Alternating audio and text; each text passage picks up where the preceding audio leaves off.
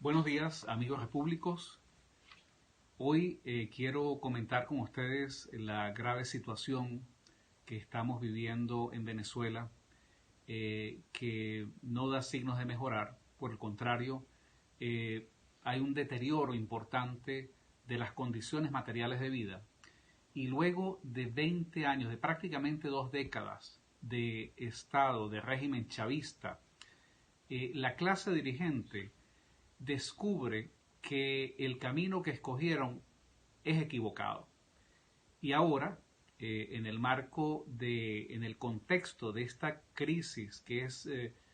quizás la más grave desde la guerra federal, desde la guerra civil en Venezuela,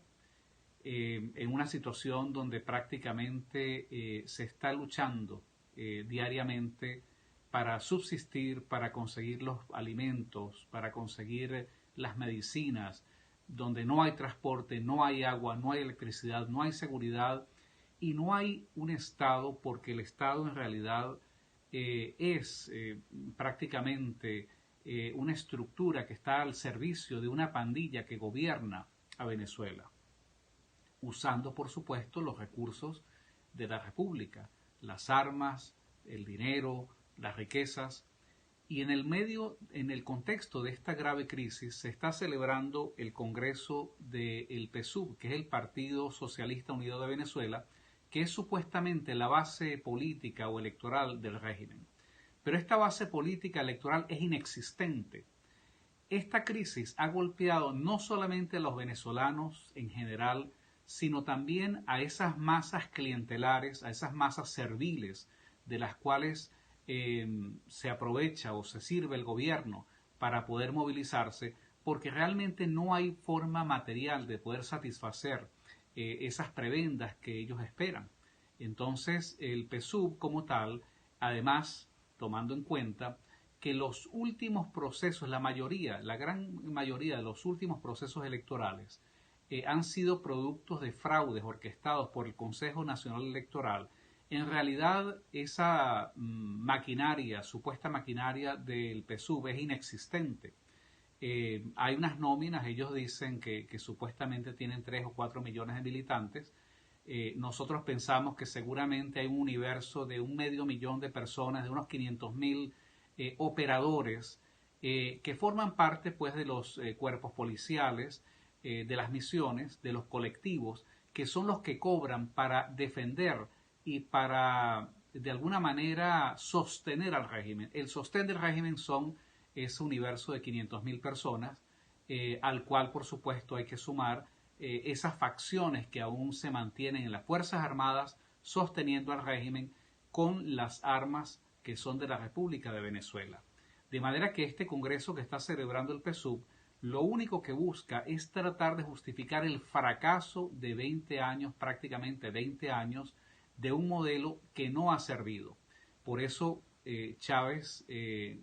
muy consciente de la estafa que estaba tratando de ejecutar, lo prefirió llamar socialismo con un apellido, socialismo del siglo XXI, que no es otra cosa que un acto sistemático, progresivo, continuado de saqueo al servicio de la corrupción de estos grupos y de estas pandillas chavistas. En eso ha degenerado el gobierno, pero sin embargo, ellos ahora, 2 décadas después, dicen, argumentan, tratan de culpar a una supuesta guerra económica que ellos mismos inventaron y que han sido derrotados por la realidad, porque la realidad les ha demostrado, en primer lugar, que el modelo político es inviable, que el modelo económico es insostenible y que la corrupción ha acabado inclusive con la única empresa, con la única industria que sostenía financieramente al Estado venezolano, como es la industria del petróleo, que simplemente consiste en usar una infraestructura para ir hacia el subsuelo y extraer materia prima y colocarla en los mercados internacionales. Bueno, una operación con las complejidades del caso, pero tan clara, tan sencilla como esta, no es sostenible, porque sencillamente en manos del régimen chavista y en este momento en manos de Nicolás Maduro es un modelo que prácticamente ha colapsado. El mismo Maduro lo acaba de admitir en ese Congreso, que la mayoría de las empresas que están en manos del gobierno han fracasado, están en rojo. ¿Por qué están en rojo? Bueno, porque están robando, porque la mayoría de sus funcionarios y de sus empleados están raspando la olla ante la prácticamente convicción de que en cualquier momento, en las próximas semanas o en los próximos meses, se verán precisados a abandonar no solamente sus cargos, sino seguramente abandonar el país. De manera que este Congreso del PSUV lo que está tratando es de ponerle una máscara a la grave crisis que atraviesa el país y de justificarse. Justificarse no ante las masas o ante las turbas o las muchedumbres chavistas que ya no lo siguen, sino tratar de darse cierta coherencia en su discurso a esos operadores políticos que integran ese Congreso. Por eso he titulado la conversación de hoy que el PSUV es inexistente porque efectivamente no tiene ninguna presencia en la calle y su asamblea simplemente es una reunión de pedigüeños o de operadores que están tratando de pedirle más al gobierno, de pedirle garantías. Y en esa misma lógica, ellos están tratando de utilizar este escenario para hacer legítimo un prácticamente inminente aumento del precio de la gasolina. Pero por supuesto, una vez más, son medidas que están diseñadas para de alguna manera procurarle beneficios a esta clase chavista corrupta que, según lo anunció el propio Maduro, quienes tengan el carnet de la patria, pues seguramente no pagarán este aumento de la gasolina. O sea que el 90% de los venezolanos serán sometidos a pagar este aumento de la gasolina y un privilegiado 10 o 15% de dueños de camiones o de transportes públicos podrán utilizar, por su condición de ser chavistas, serviles del régimen, utilizarán el carnet de la patria y se beneficiarán de esos subsidios. Por supuesto, en el PSUV saben que esto va a crear una indignación absoluta en la calle, que es a lo que también le están teniendo. Por eso nosotros hemos denunciado que el único sostén en realidad que le queda al régimen es el de las Fuerzas Armadas, y no solamente, y no digamos de las Fuerzas Armadas como una institución, sino de aquellas facciones que todavía tratan de justificar y de defender al régimen, porque hay varios grupos, hay varias facciones dentro de las Fuerzas Armadas que están luchando para derrocar al gobierno. De manera que frente a este cuadro,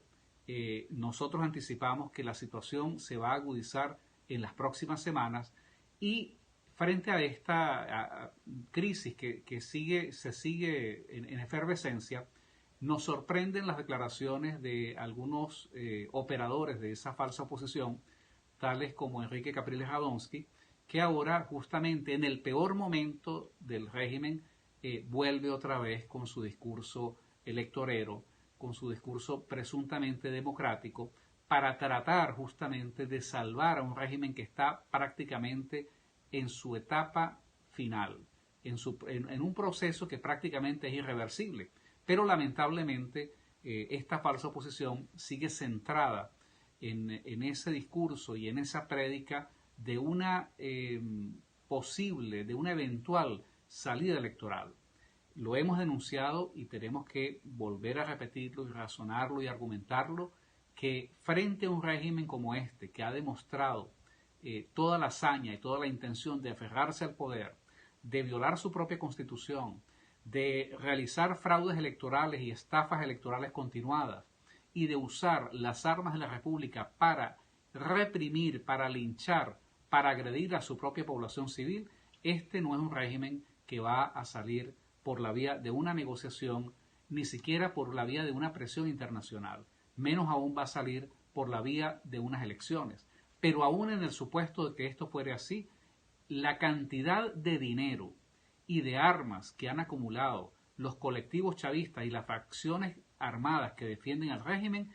presentarían un peligro sumamente grave para cualquier gobierno civil que sea producto de una elección y que no tenga la capacidad de desmantelar a todo este aparataje que sostiene al Estado chavista. Por eso nosotros hemos insistido que la base de cualquier planteamiento honesto, genuino, decente, de oposición al régimen chavista comienza por una denuncia y por un ataque frontal a la Constitución del año 1999, que es la que le da piso pseudo legal a ese Estado chavista. Y por supuesto, tiene que pasar por una necesaria salida de fuerza, no por una negociación que permita desmantelar material y físicamente a estas estructuras, a estas mafias políticas y financieras y militares que son las que sostienen el régimen. De manera que en el marco de esta crisis, nosotros lo que anticipamos no es, como lo ha dicho de manera equivocada una vez más Enrique Capriles Radonsky, preguntándose si es que la gente está perdiendo la voluntad de lucha. No, la gente está perdiendo y ha perdido en efecto, ya no espera nada del gobierno y ya en este momento espera muy poco o nada de esa falsa oposición. Por eso es que aumenta la cantidad de personas que no creen ni en uno ni en otro, porque todavía se abriga la esperanza de que efectivamente pueda ocurrir una salida que sea una salida definitiva, no una salida negociada, sino una salida que permita romper de raíz con el régimen y con el Estado chavista, que es lo que en definitiva le podría abrir a Venezuela una posibilidad cierta de comenzar a reconstruir la república desde sus propias bases.